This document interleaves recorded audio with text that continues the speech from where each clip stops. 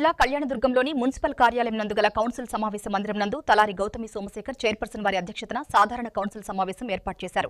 ఈ కార్యక్రమంలో municipal commissioner మాట్లాడుతూ కళ్యాణదుర్గంలోని కాయగూరల మార్కెట్ మరియు మటన్ మార్కెట్ సెట్టూరు రోడ్లో ప్రతిపాదన చేశారని, అలాగే కళ్యాణదుర్గంలో కుక్కల బెడద ఎక్కువగా ఉందని, సుప్రీంకోర్టు ఆదేశాల మేరకు వాటికి వ్యాక్సిన్ వేసి తిరిగి మళ్ళా ఎక్కడ పట్టుకెళ్లారు అక్కడికే వదిలి వెళ్తారని తెలిపారు. ఇప్పటికే సుమారు 90 కుక్కల వరకు పట్టుకున్నారని, వ్యాక్సిన్ కోసం అనంతపురంకు తరలించారని తెలిపారు. పశువులు సో గతంలో మేము పురపాల సంఘం నుంచి మైక్ అనౌన్స్మెంట్ ఇవ్వడం జరిగింది. పేపర్ స్టేట్మెంట్ ద్వారా కూడా మేము రిక్వెస్ట్ చేశాము.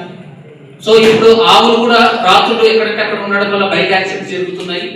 సో అవన్నీ సర్వే చేస్తే మొత్తము దానికి అంతా ఓనర్స్ ఉన్నారు, ఏవి కూడా అవి వీధిలో వదిలేసింది కాదనేసి మాకు తెలిసింది.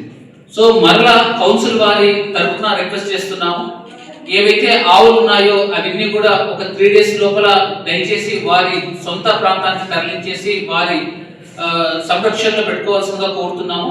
ఏవైతే వీధిలో కానీ ఇట్లా కనిపిస్తే మాత్రం ఈసారి ఖచ్చితంగా వేరే ఊరికి గోశాలకు షిఫ్ట్ చేస్తాం. రేపు క్లెయిమ్ చేయాలన్నా కూడా దానికి భారీ జరిమానా కూడా విధిస్తాము. సో అవన్నీ కూడా ఇప్పుడు తీసుకెళ్లేసి వేరే చోట పెట్టడం జరుగుతుంది. దానివల్ల ఎక్కువ యాక్సిడెంట్లు జరుగుతున్నాయి, ప్రజలు కూడా చాలా ఇబ్బంది పడుతున్నారు. సో 2-3 ఓనర్స్ ని మేము ఐడెంటిఫై చేసాము, మేజర్ వాళ్ళకే సంబంధించిందని తెలిసింది. సో వారికి పత్రికా ముఖంగా కూడా మేము రిక్వెస్ట్ చేస్తున్నాం ఆన్ బిహాఫ్ ఆఫ్ కౌన్సిల్. ఒక 100 వరకు ఉండొచ్చు ఓనర్స్ ఉన్నారు. మీరు ఏం చేస్తున్నారంటే ప్రతిరోజు ఉదయం పాలు పితికేసి అంటే పాలు తీసుకొనేసి వదిలేస్తున్నారు, మళ్ళీ సాయంత్రం పాలు తీసేసుకొని మళ్ళీ వదిలేస్తున్నారు వీధిలో. ఇంకొకటి ఏంటంటే ఈ ప్లాస్టిక్ అనేది మనము అమలు చేస్తున్నాము, బట్ రైడింగ్ చేయకపోవడం వల్ల మళ్ళా మొదటి స్థానానికి వచ్చింది. అంటే గతంలో ఎలా ఉందో అలాగే వచ్చింది. సో రైడింగ్స్ కూడా మేము మొదలు పెడుతున్నాము.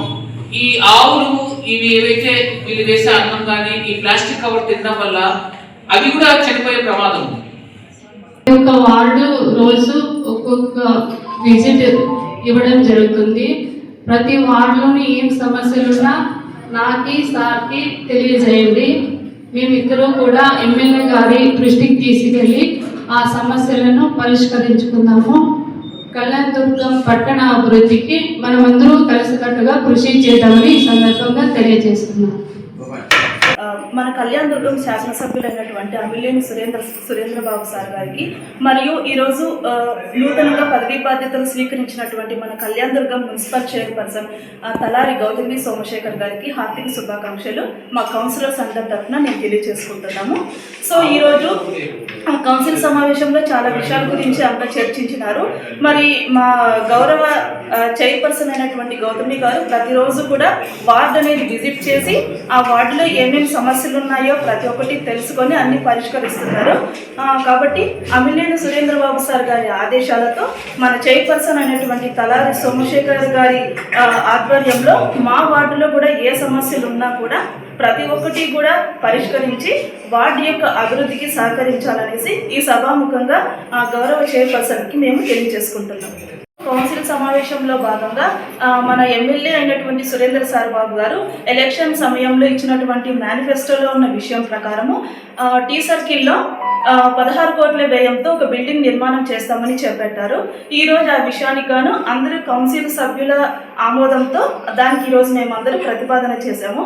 అలాగే షెట్టూరు రోడ్డులో ఇంటిగ్రేటెడ్ మార్కెట్ అనేది ఏర్పాటు చేసి ఒకే మార్కెట్లోనే మనం పలు రకాల కూరగాయలు, పండ్లు, పూలు, తర్వాత వివిధ రకాలైనటువంటి వ్యాపారాలు, వెజ్, నాన్ వెజ్ వీటన్నిటికీ సంబంధించినటువంటి షాప్స్ అన్నీ కూడా ఒకే దగ్గరే మనకి అవైలబుల్ అయ్యేటట్టు చేసి ఈ మంచి కార్యక్రమానికి మన ఎమ్మెల్యే గారు శ్రీకారం చుట్టారు.